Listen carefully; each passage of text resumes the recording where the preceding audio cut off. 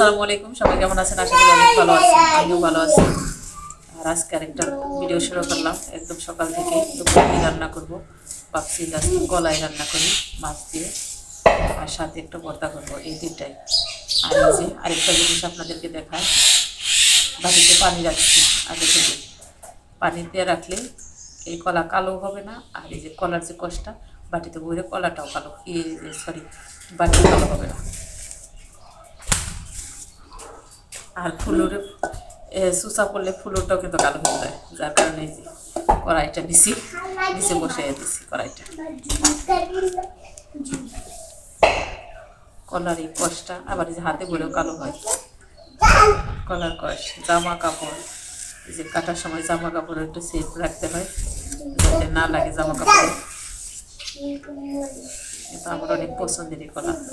হাত যত কালো হোক, আমি কাটাকাটি করে আমি নিজে কিছু রান্না করি। কলার তরকারি আমার কাছে খুব বেশি ভালো লাগে। ফারিয়ানের বাবা অনেক বেশি পছন্দ করে। গাছের কলা তো খাইতে একটু বেশি মজা লাগে। একটু গাছ থেকে নিয়ে আসা রান্না করা। আর ওইদিকে ছেলে কিভাবে যে খেলি করে একটু দেখাও।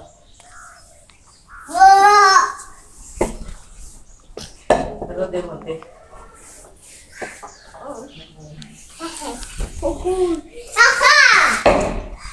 আর এই শীতের সকালে রোদে বসে কাটাকাটি করতে আমার কাছে খুব ভালো লাগে। এই তো সকালবেলা আমি আমার চুলাটা কাদামাটি দিয়ে লেপে নিছি।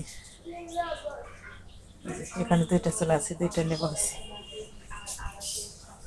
আর এই যে একটা চকচকা কড়াই বসিয়ে রাখছি চুলার উপরে। আমি নেপার পর কি করছি দেখায়, এই যে সিঁড়ি সহ একদম সম্পূর্ণ ঘরটা মুছে নিছি, যেহেতু পাকা ঘর। আর এই তো আমার মুরগির ঘর, খোয়ার আমরা গ্রামের বাসায় বলি।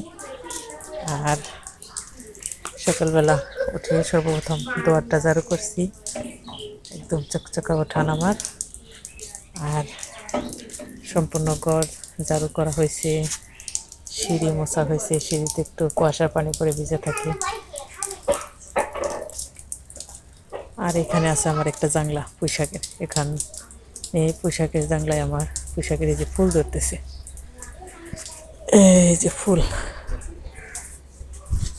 আর এখানে আমি কিছু টমেটো গাছ বুনছি, এগুলোতে সকালে পানি দিছি।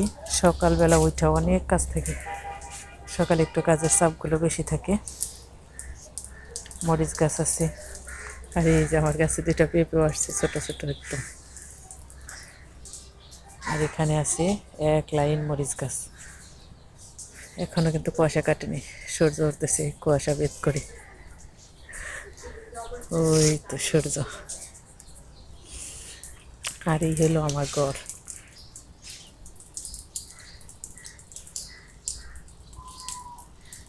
আর সকালে রোদটাই আগে আমার বারান্দায় আসে। এই হলো আমাদের গ্রামের বাড়ি সৌন্দর্য। গ্রামের বাড়ি যেমনই হোক না কেন, একটু পরিষ্কার থাকলে, মনের মতো করে একটু পরিষ্কার রাখলে অনেক বেশি ভালো লাগে, পরিবেশটা সুন্দর লাগে। আর আমাদের এখানে শুধু আমাদের একটা বাড়ি না, এখানে আশপাশে অনেকগুলো বাড়ি একত্রে বাস করা হয় সবাই মিলেমিশে। এই যে আমার এই কাঁঠাল গাছটা আমি একদম ছোট্ট বলছিলাম, এখন অনেক বড় হয়েছে। আর এটার বয়স 2 বছর হয়েছে। কাঁঠালও আসবে আল্লাহর রহমত, আর 1 বছর হলে 3 বছর হলেই মূলত কাঁঠাল আসে।